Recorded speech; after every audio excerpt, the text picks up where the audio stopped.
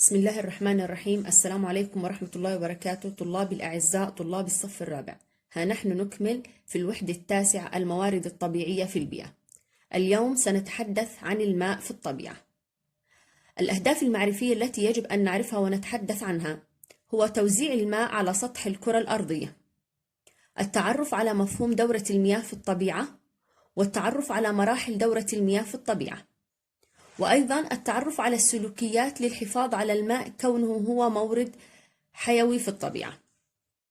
سبق وأن تحدثنا بأن الماء إحدى الموارد الطبيعية، واتفقنا على أن الماء من الموارد الغير حية في الطبيعة، وجميع الموارد الحية تعتمد على الماء لاستكمال حياتها. كيف تتوزع المياه في الطبيعة؟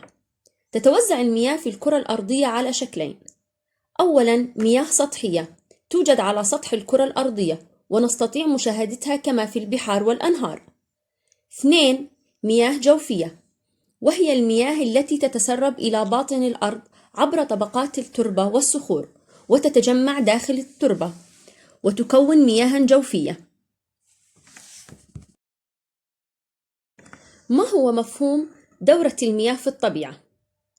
دائما نقول دورة، والدورة بشكل دائري، إذن من حيث نبدأ ننتهي، وهي حركة المياه في الطبيعة والعمليات التي يمر بها الماء. مرة أخرى، دورة المياه في الطبيعة هي حركة المياه في الطبيعة والعمليات التي يمر بها الماء في الطبيعة، بحيث أنها تبدأ وتنتهي من حيث بدأت. مراحل دورة المياه. نبدأ بالتبخر بأثر حرارة الشمس، فالمياه التي توجد في البحار والمحيطات تتعرض لحرارة الشمس فتزداد حرارتها وتتبخر إلى طبقات الجو العليا. في طبقات الجو العليا يكون درجة الحرارة أقل منها على سطح الكرة الأرضية، فتتكاثف إلى غيوم. هذه الغيوم تهطل على شكل برد أو ثلج أو أمطار. جزء من هذه الأمطار وهذا الهطل يتسرب إلى باطن الأرض مكونا مياه جوفية، والجزء الآخر يتسرب إلى المسطحات المائية على سطح الكرة الأرضية، فتصبح بهذا دورة وتعيد نفسها من جديد.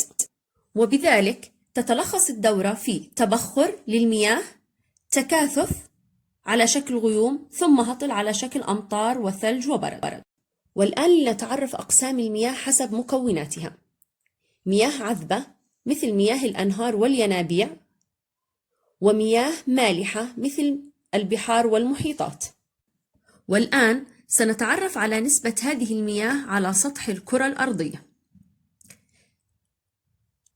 ومن خلال الصورة التي أمامنا نلاحظ أن نسبة المياه العذبة تشكل 2.5% من نسبة المياه على سطح الكرة الأرضية، حيث تقسم هذه المياه إلى 20% مياه جوفية، 1% مياه عذبة سطحية، و79% جليديات. أما المياه المالحة فتشكل نسبة 97.5%. وبما أن الماء مصدر للحياة على سطح الكرة الأرضية فيجب المحافظة عليه، ومن هذه الطرق: 1. ترشيد استهلاك المياه. 2. المحافظة على نظافة المياه. الواجب المطلوب منا أعزائي الطلاب لليوم بدي مفهوم التبخر والتكاثف، وارسلوا لي على الخاص. يعطيكم ألف عافية.